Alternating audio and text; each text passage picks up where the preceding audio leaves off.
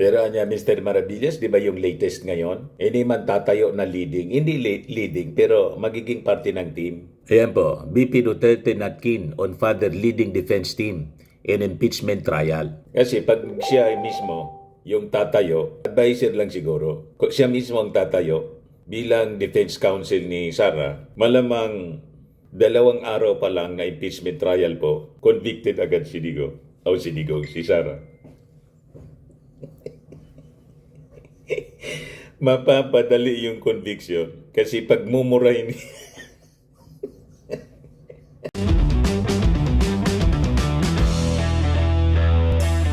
Ito naman po yung bago naming product na binibenta online. iGlow Serum, whitening po siya. Tingnan ninyo yung epekto sa aking anak na architect before and now. Yung mga inquiries po ninyo, dumiretso na lang kayo sa kanyang Facebook account, Riz Maravillas. Finally mga kababayan, nagsalita na si Sara Duterte. Nagpa-press con kaninang umaga. Sinagot niya yung mga tanong ng media na gusto niyang sagutin. Yung ibang tanong ayaw niya sagutin. O ito yung mga sagot niya. Bagay, tama din ito mga sinasabi niya. Sabi ni Sara Duterte sa report ng ABS-CBN, ang tanging masasabi ko lamang sa puntong ito, God save the Philippines. So tama man po, God save the Philippines sana. Yan ang prayer. Prayer ng ating mga mamamayang Filipino. God save the Philippines from the Dutertes.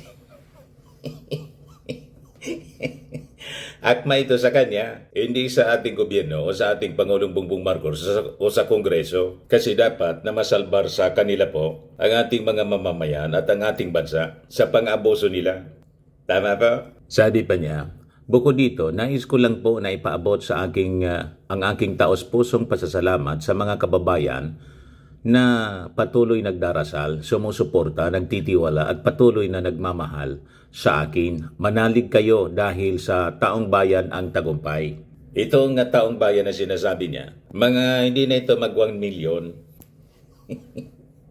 Kasi po, yung 32 million na dati bumoto sa kanya, kasama na po tayo, mga Marcos loyalist. Yung mga Marcos supporters po, nag-withdraw na ng support sa kanya.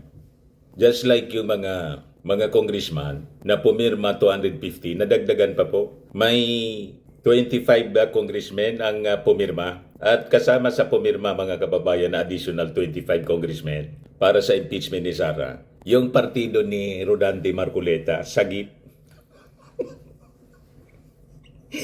Hindi ko maintindihan kung bakit si Rodante Marcoleta, sagip party list, kalyado ni Sara Duterte, ni Digong, pumirma po, umabol.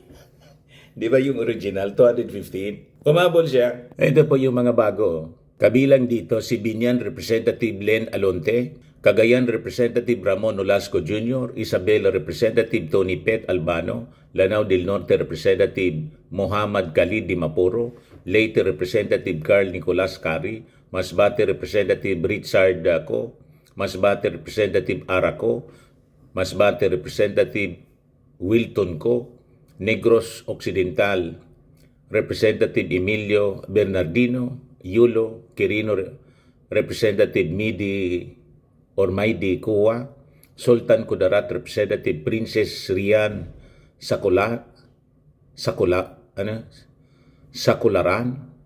Pangasinan Representative Ramon Guico Jr., ako Bicol Representative Saldico, Pangasinan Representative Arthur Celeste, Cavite Representative Adrian J. Advincola, Tarlac Representative Bong Rivera, Tarlac Representative Christian Telyap, Oriental Mindoro Representative Alfonso Omali, ako Bisaya Representative Sunny Lagon, GP Representative Jose Gay Padiernos, ako Ilocano, ako Representative Richelle Singson, Kabayan Representative Ron Salo, tapos si Sagip Representative Caroline Tansay, Abono Representative Robert Raymond Estrella, at saka si ACT-CIS Representative Edvic Yap. Ang ACT-CIS po, kasama dyan si Erwin Tulfo, pero si Erwin Tulfo hindi pumirma nagpaliwanag na siya. Ang rason daw kung bakit hindi siya pumirma, kasi yung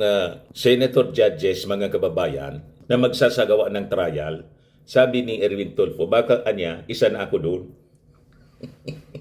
Inassume na niya, no? Inassume na ni Erwin Tulfo na panalo siya. Sa bagay, number 2, number 1, number 2 po siya sa senatorial ratings. So tama naman po yung posisyon ni Erwin Tulfo. Kasi dapat impartial ang isang senator judges. Ngayon, itong sagip party list po ni Marcoleta, yung kasama niya sa sagip party list, pumirma para i-impeach si Sara. Humabol. Ayan si Rodante Marcoleta. Oh. Rodante Dizon Marcoleta is a Filipino lawyer and politician serving as party list representative for Sagip Party List since 2016. Pati kasama po ni Sagip Party List Representative Rodante, umabol pang ma-impeach si Sara.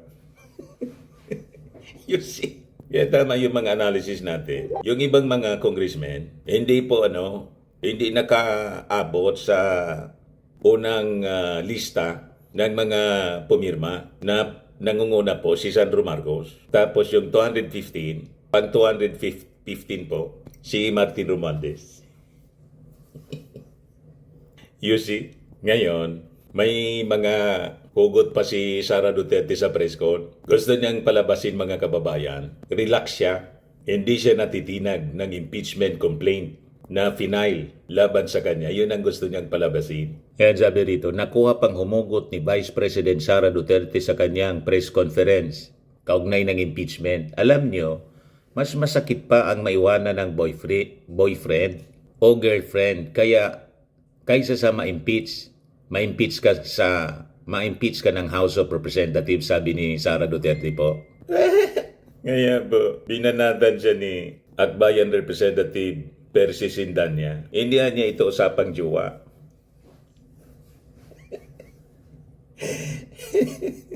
Sinapalpal po ni Sindanya. Diyan niya, Mr. Maravillas, ang masasabi mo. Yun nga po, gusto niyang palabasin, relax siya. Ito yung balita ngayon, no? BP Duterte unfazed by House impeachment, won't resign or appear in trial. Ibig sabihin, hindi siya nasisindak. Yun ang gusto niyang palabasin. Di ba yun lagi ang sinasabi nila? Maisog sila. Hindi siya nasisindak ng mga aksyon na to ng Kongreso. Pero sa totoo lang po, sa analysis natin, cover man lang niya ito. Defense mechanism niya. Ayaw magpahalata.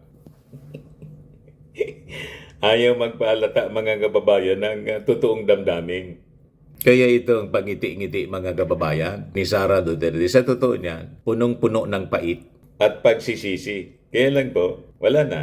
Binitawan na po yung isa sa mga nakaumang na sword of Damocles sa pamilya Duterte. At tingin ko po, magiging sunod-sunod na po ito. At sabi ni Sara Duterte, nang tanungin ng mainstream media kung iniisip niya na mag-resign. Kasi isa sa pwedeng option niya, mag-resign na lang para hindi po makonvict. So na-impeach na siya ng Kongreso, conviction ng Senado. Ang iniintay na lang, mga kababayan, once na nag-convene bilang isang impeachment court yung Senado. Na pwede itong mangyari once halimbawa yung ating Pangulo, open naman po yung ating Pangulo. Sabi niya, pag nag-request niya yung Senado ng special session, bukas niya tayo.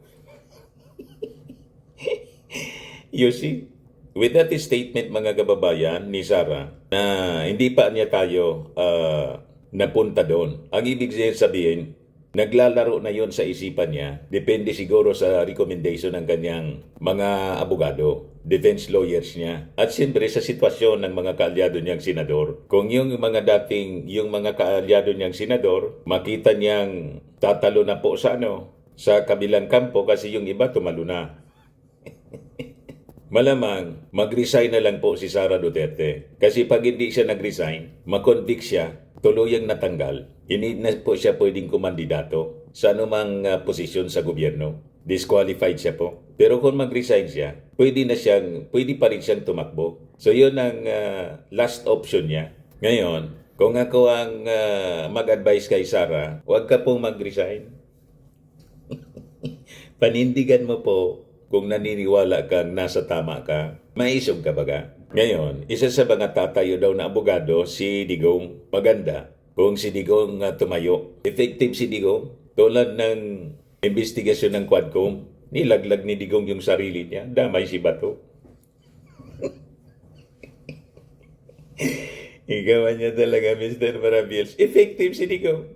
Pero anya, Mr. Maravillas, di ba yung latest ngayon? Hindi man tatayo na leading. Hindi leading, pero magiging parte ng team. Ayan po, BP Duterte not keen on father leading defense team in impeachment trial. Kasi pag siya mismo, yung tatayo, advisor lang siguro. Kung siya mismo ang tatayo, bilang defense counsel ni Sara, malamang 2 araw pa lang na impeachment trial po, convicted agad si Digong. O si Digong, si Sara. Mapapadali yung conviction kasi pag mumurahin yung mga senator judges, pati yung mga, siguro baka may mga pinagdududahan na naglalaro na. Siyempre naman po, may kanya-kanyang ambisyon yung mga senador. Alangan man bumalik yung mga Duterte. Tapos kalaban pa sa 2028 sa pagkapangulo, may mga ambisyon din yan. So, kung ako ang senador, unang-una, mabibigat po yung articles of impeachment. Number 1, yung pagbabanta na nangontrata ng ipapatay yung Pangulo, Lisa Marcos. Doon pa lang po, sabi nga, ula na. Pag hindi kinonvict mga kababayan ng mga senador, yung ating mga mamamayang Filipino, iko-convict po sila. Ang matatanggal sa Senado, sila mismo. O diba? Kaya siyempre, mag-iisip yung mga senador. O ngayon, pakinggan natin yung presko ni Sara. Yan po si Sara. Ayaw magpahalata na stress siya. May pa-smile-smile. Kino-cover niya yung grabing stress niya mga kababayan sa mga problemang siya lang naman po ang may gawa. Yung pamilya niya at saka siya mismo. Pakinggan natin yung kanyang preskon. Yeah, pa-smile-smile po. Okay na? Yes. Okay. Plastic. Mga kababayan, Assalamualaikum warahmatullahi wabarakatuh. Madayaw, mayong adlaw, kaninyong tanan. Magandang araw sa inyong lahat. Sa mga nakaraang araw, marami ang humihingi ng reaksyon, komento, o damdamin. Damdamin ko sa issue ng impeachment na naihain laban sa akin.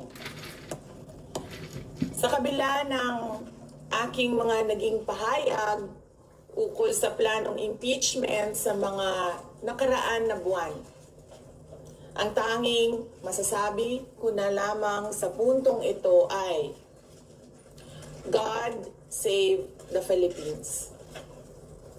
Bukod dito, nais ko na lang ipaabot ang aking taus-pusong pasasalamat sa mga kababayan na patuloy na nagdarasal, sumusuporta, nagtitiwala, at patuloy na nagmamahal sa akin. Manalig kayo dahil sa taong bayan ang tagumpay. Syukran. I know, right? Braille. 3 questions, no follow-up. Kita mo? Gusto niya kontrolin yung yung press con. 3 question lang yung accommodate niya. Tapos wala nang follow-up. Ganon. At pinipili lang niya kung anong gusto niyang sagutin. Ituloy natin. How are you? Ayoko na. I'm okay. O, kita mo? You've seen the list of those who signed, ma'am? Oo. Marami doon, mga inaanak, mga kumpare, mga naging suporta sa inyo. What's your reaction? Sabi kasi hindi, ito lang daw basahin ko. Promise me lang, isa rin na yun. We've already started preparing the moment Franz Castro announced the impeachment plans, which was November of 2023. So November of 2023, there were already lawyers doing their work for the impeachment. So, Ma'am, we leave it to the lawyers. Resignation is not an option. Resignation is not an option. Wala pa tayo doon, ma'am. Na masyado pang malayo yung mga ganyan na mga bagay. Nandun pa lang tayo sa pagbabasa ng. Actually, ma'am, wala pa tayo doon dahil yung mga abogado lang yung nagtatrabaho. Hindi ko talaga alam kung anong ginagawa nila. But I have a meeting with. So, tungkol mga kababayan, you can read between the lines ang statement niya. Wala pa tayo doon sa resignation as an option. In other words, iniisip nila, pag magkagitgitan at makita nila makikonvict si Sara, iko-convict ng mga senador, magre-resign na lang siya. Kasi pag hindi, makonvict siya. Pag hindi siya mag-resign, makonvict siya po. Tapos na yung political career niya. Hindi na siya pwedeng kumandidato, disqualified siya. Pero kung magre-resign siya before conviction, kasi, siyempre, makakatunog siya kung may kakampi pa siya sa Senado na majority. 16 senators, mga kababayan yung kailangan para makonvict siya. And 8 or 9 yata para sa acquittal. So kung hindi siya makakakuha ng numbers ng mga senador para sa kanyang acquittal, lalo pa bago na ang komposisyon ng Senado, kasi siyempre yung ating mga mamamayang Filipino, yung mga perceived na kaalyado o kilalang kaalyado, i-junk yan. Hindi na iboboto. So pag mawala yung ibang mga kaalyado ni Sara para siya ma-acquit, yun ang option niya. Mag-resign na lang po para pwede siyang bumalik sa Davao. Mababasa po sa statement niya, hindi pa tayo umaabot doon, hindi pa. Ganon ang ibig sabihin nun. Pag nakita ng ganyang mga abogado, makukonvikan niya. Ang advice sa kanya, mag-resign ka na lang.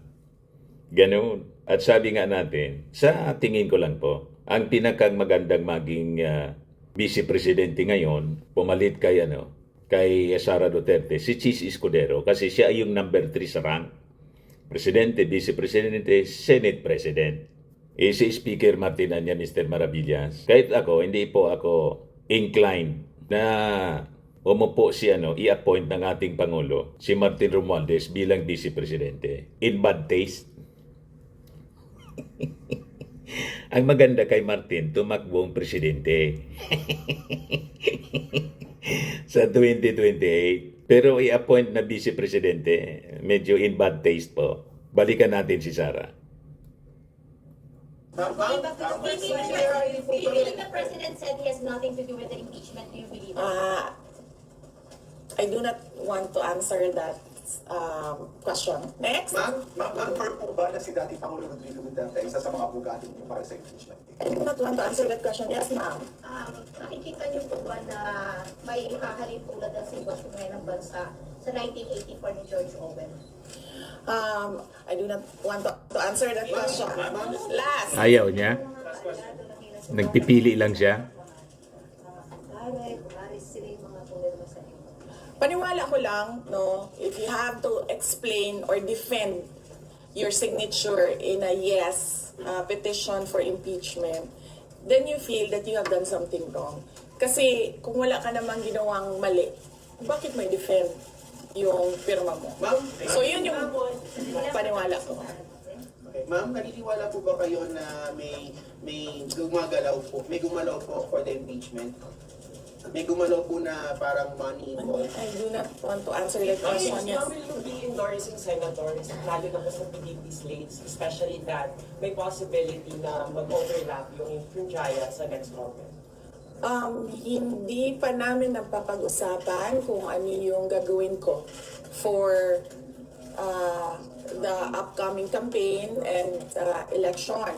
Pero nasabi ko na noon na patuloy yung trabaho namin, and isa sa mga trabaho namin ay gusto namin tumulong sa Commission on Elections in voter education, particularly yung wag mo ibenta yung boto mo, wag gumamit ng dahas during campaign and election day, yung mga ganon. Ma'am, payo niyo lang po sa ating mga kababayan sa nangyayari po ngayon sa ating bansa. Yes, sabi ko nga kanina sa statement ko sa ating mga kababayan na patuloy na sumusuporta, nagmamahal, nagdarasal, napakahalaga nun, ay manalig lang sila dahil sa taong bayan ang tagumpay. Bibi, anong nag-blooming daw pagkatapos na yan? Anong naakadiri sa Manila na taga Davao magka? Valentine's Day, ako kasal pa. Ma'am, Yes sir. Ma'am, sabi niyo po late last year pa nang nagpe-prepare na kayo para dito. Pero pwede ko i-brief mo naman kung saan, right now to after i-transmit sa Senate, saan na po yung preparation? May legal team po ba? And nasaan na po? Well, may meeting kami mamayang hapon dahil nag-meeting sila kahapon. Hindi ako sumali. So merong briefing, legal briefing mamaya ang mga lawyers. So I will know more this afternoon. Can you name some of the prominent members of the Makikita nyo na yan pagpasok nila ng kanilang entry of appearance. Ma'am, tuloy po ang trabaho kahit may pinaghahandaan po kayo impeachment. Yes sir. Opo. Kakatapos lang po ng planning conference ng Office of the Vice President. So we did it last Tuesday, Wednesday, and Thursday para po sa 2025 and 2026. So for 2025, may mga maapektuhan ba na programs ng OVP? Yes, nag-announce na kami no na wala kaming food and wala kaming burial and medical assistance dahil tinanggal yung line na yon sa budget. So hindi ka na pwede maglagay ng budget How doon. about the other programs, ma'am? Tutuloy siya. Ma'am, how confident are you that you won't be convicted in the impeachment court? Wala pa tayo. Masyadong pang malayo yan, ma'am. Wala pa tayo. Hindi pa natin ina-assess. Sa BP part, number 1 impeachment. Have you talked about Nagtanong ka na ba? Yes. But Kanina? Sige, ikaw. Ma'am, you said before na you're seriously considering to run for 2028. Now na may impeachment na, are you more decided to run in 2028? Okay. So wala pa tayo dyan. Wala pa tayo dyan. But nasabi ko naman di ba, paulit-ulit kung we are seriously considering that. But it's difficult to decide without numbers. So, kailangan malaman yung surveys and numbers. Sa next year pa yun. Oo. Pero ma'am, BP number 1 in the Sir, nagtanong ka na? So, yes, sir. What are you concerned na yung possible consequence that you can be disqualified from public office kung magkaroon na ng conviction? Yes, sir. Oo. Alam ko po yung penalties ng impeachment and the moment na nag-resign ako sa Department of Education, before ako nag-resign sa Department of Education, pinag-isipan ko na lahat yan. Ma'am, sa ngayon ba, masasabi ninyo na lalo pa kayong nainganyo na ituloy ang pagtakbo sa 2020 presidential election? Nasagot ko na ata yan kanina sa question ni Sir na nakaitim. Ma'am, number 1 in the articles of impeachment was your assassination threat to the president. Do you regret making that statement last night? I did not make an assassination threat to the president. Sila lang nagsasabi niyan. Sila lang nagsasabi may assassination, sila nagsasabi may assassin, may gunman. Mana sa tatay. Tinanong ko kayo if confident kayo sa numbers ng House. Sabi nyo, hindi Biglang nagkatotoo. nakalimot. Ngayon sa Senate, you said na parang meron kayong confidence sa mga senador. So, ngayon, how do you feel about that? Do you still feel confident with the numbers in the Senate? Sandali, mama. Kailan ko sinabi yung may confidence ako sa numbers sa Senate? Ano exact na sinabi ko? Sorry, I cannot remember the exact words that I used. Parang medyo confident kayo with regards sa Senate, sa mga friends and allies. Unlikely ako magsasabi ng ganyan ba. But I need I will answer that next Pero how do you time. feel now sa Senate? Supposedly, you-receive nila yung impeachment complaint the other day, pero nag-close sila kagad because of the last session. Well, that is their prerogative as a body, no? So, we have to respect the Senate kung ano yung desisyon nila. Dahil sila yung mga nandoon sa loob. So far you feel assured about your allies in the Senate? We haven't talked. I have not talked to my friends in the Senate. Wala. Ma'am, will you appeal sa impeachment court? Senator Ivy. Bakit? She's going to block out the impeachment po, ma'am. Sabi daw po niya, she opposed to impeachment daw po. Bakit kaya? Maybe we should ask. Maybe we should ask her first. Bakit niya ibablock yung impeachment? How do you feel po? Sabi ni BBM, hindi niya supportado yung impeachment. Pero number one na, unang-unang pumirma yung anak niya. He was consulted actually. He would consult me. Kasi sabi, ito lang daw basahin ko. Ang daming nagbabantay sa gilid. Nausap niyo na kayong father niyo after your impeachment? Wala pa. But nagpadala ako ng message through sa kanyang assistant and sinabi ko na ano ba sinabi ko? Hindi ko maalala. I think I said everything will be all right. Yun ata ang sinabi ko. His reply was a song. Ano po ba? MacArthur's Park. Oh, okay. So, nagpadala siya ng video na kumakanta siya. Hindi ko pa nabasa, ma'am, yung complaint. But I understand lahat ng mga complaints na na-file sa House of Representatives, nabasa na ng mga lawyers. Any challenges po? Sandali, sir, ha? Sandali, sir, ha? Any challenges po na inaharap natin with regards to preparation sa impeachment? Ang challenges sa preparations, so far wala naman. Wala naman kaming naano lang kami, na-overwhelm kami kasi ang daming mga lawyers na nag-signify na tutulong sila sa defense. So, ngayon ay pinag-uusapan on how to go about it na makuha lahat ng kanilang commitment of support at makatulong din sila sa pag-iisip kung ano yung gagawin sa defense. Nagtanong ka na, ma'am? Wala pa. Sige, ma'am. At least who will lead the defense? Sabihan ko na lang sila na mag-announce na sila kung gusto na nila mag-announce. Pero yung father niyo kasama pa rin? Kasi sabi niyo before, your father would be helping also. Well, he's welcome. He's a lawyer.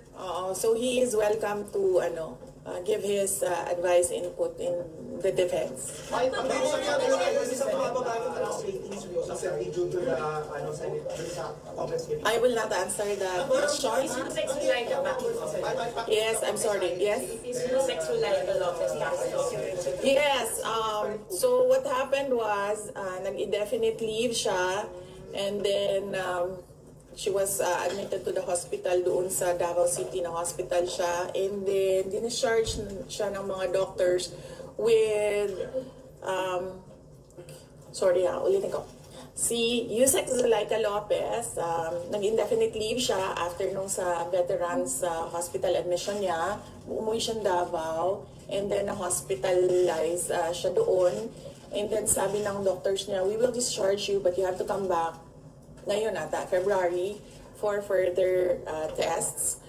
And then bumalik siya for 1 day dito. Nung January, bumalik siya for 1 day dito sa Office of the Vice President, and she said na mag-leave siya for 2 months. And then I said yes, take the time that you need for your health. And then after a week, bumalik siya. Nung January, after a week, bumalik siya dito, and then she said hindi ako mag-leave. So sabi ko, okay, welcome back. Ma'am, kamusta po sa INC? Meron ba pakikipag-usap kayo sa INC? Dahil sila po yung nag-rally against para wag ituloy yung impeachment. Hindi pa po kami nagkausap ng INC, sir, pero nagpapasalamat po ako sa INC at sa buong sambayanan sa kanilang pananawagan ng kapayapaan. Ma'am, kamusta po ang staff ng numbers in Senate? Nagtanong ka na, sir? Tapos, You think you have the numbers in the Senate to be acquitted? hindi ko masabi yan ngayon, sir. Wala pa kami dyan.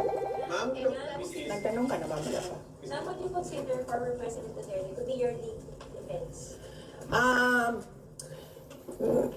He will, maybe if he wants to, he can be part of the defense team. But because of his age and because of rigorous preparations in an impeachment case, baka sabihin ko sa kanya na wag na lang siyang mag-lead dahil medyo may edad na si former President Rodrigo Duterte. Ma'am? He's already 80 years old this Ma'am, year. kamusta po ang staff ng OPP after they heard about the impeachment po, ma'am? Ano po naramdaman po nila na when you were impeached by the House? Ano po naramdaman ng staff ng OPP in general? Are they sad? Are they worried po ba, ma'am? Hindi ko alam nila na pinagtatawanan lang nila ako dito sa gilid kasi hindi daw ako sumunod. Sabi, basahin lang daw talaga ito. Ma'am, you will appear sa impeachment court, ma'am, if ever. Ha? You appear. Okay. Kung pwede namang hindi, and I understand, pwede naman. Hindi na. Oo. Kasi baka ma-intimidate lang sila lahat sa presence ko doon. May mga plano po ba kayo para itulak ang pag-audit, lalo na po sa mga kongresista natin na ginagamit ang pera o pondo ng gobyerno para pagdak propaganda against you? Hindi ko na muna sagutin yung tanong na yan ngayon, ma'am.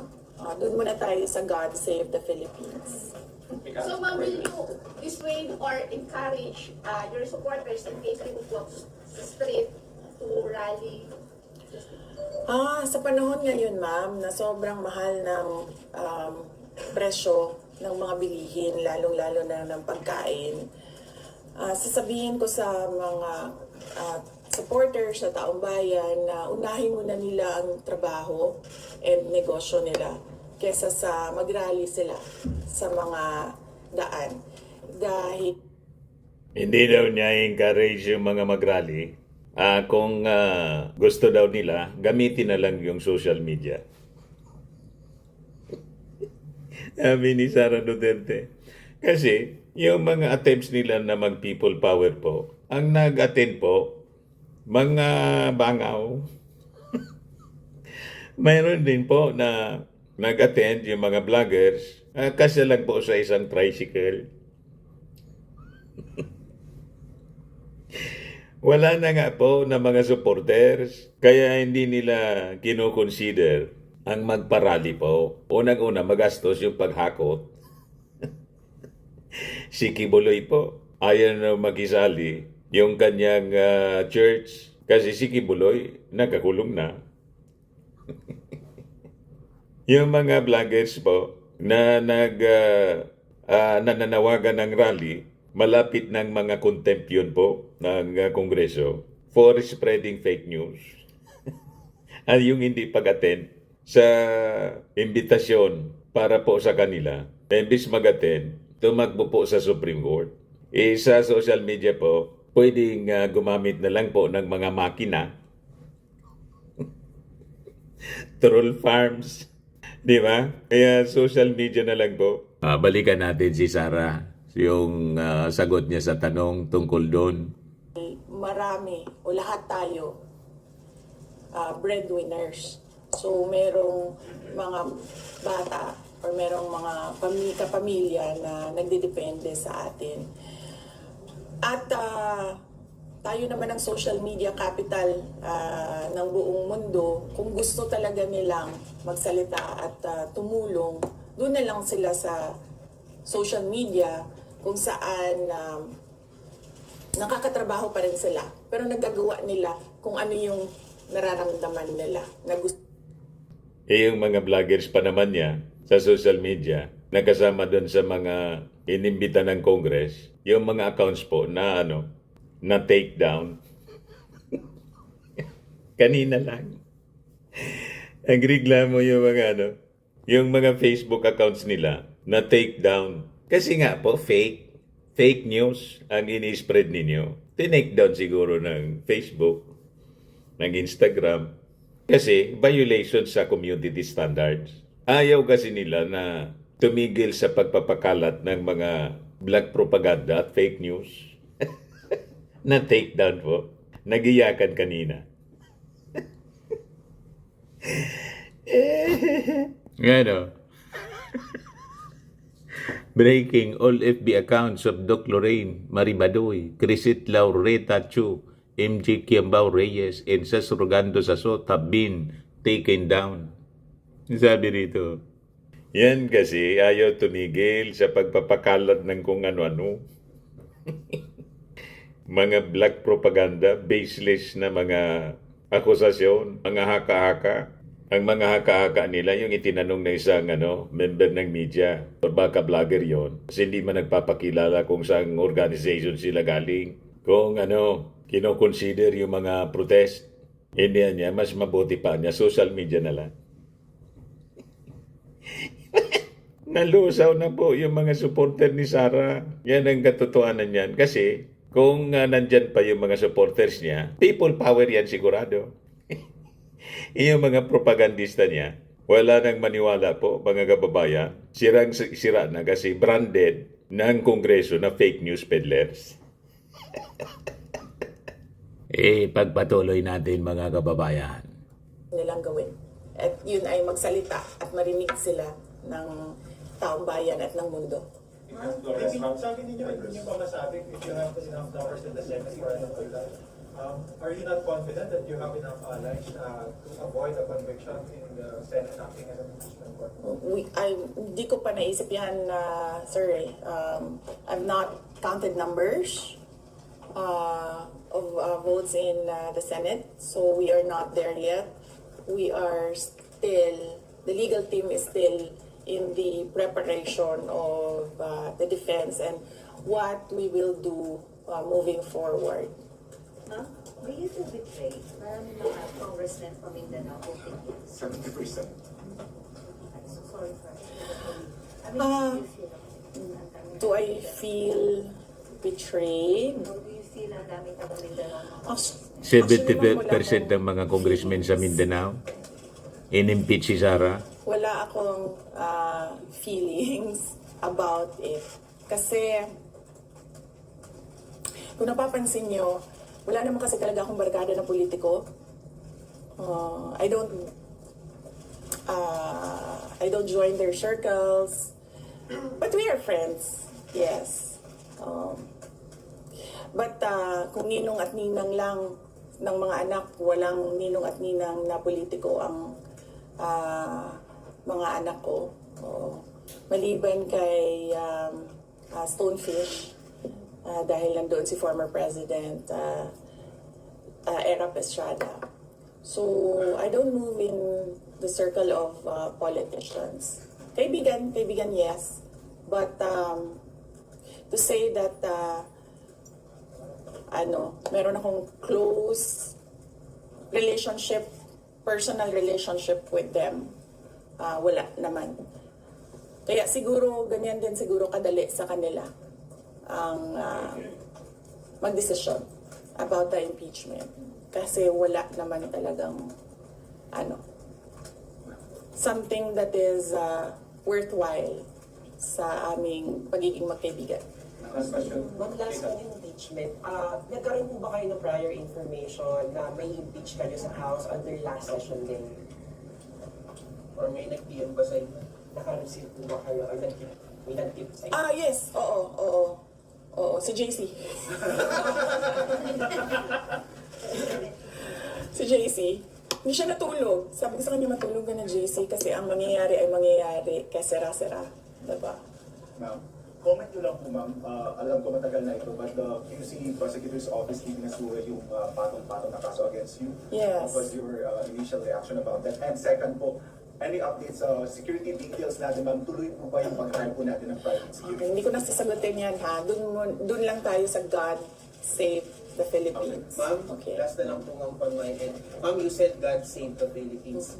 Gaano na po kalala ang problema ng Pilipinas ever since na nagkaroon ng issue sa impeachment na ito? Parang, ano po yung nakikita yung problem sa Philippines ngayon at bakit nila inuna itong impeachment na ito? Gaano kalala ang Pilipinas na pag-iwanan na tayo ng panahon at ng ating mga kapitbahay dito sa region at napag-iwanan na tayo ng mundo. Malala siya since nagkaroon ako ng understanding. Kasi 1990s, tapos 1990s magulo, well sa amin, magulo sa Mindanao. And then ngayon nagbabadya ang gulo sa Mindanao. So parang wala namang nagbago. So malala, sobrang malala dahil kung nakakausap mo yung mga tao na arawan yung kanilang sweldo, yung pera nila hindi na talaga sapat para sa pagkain, para sa kuryente, para sa bahay, para sa tubig, para sa pag-aaral ng kanilang mga anak.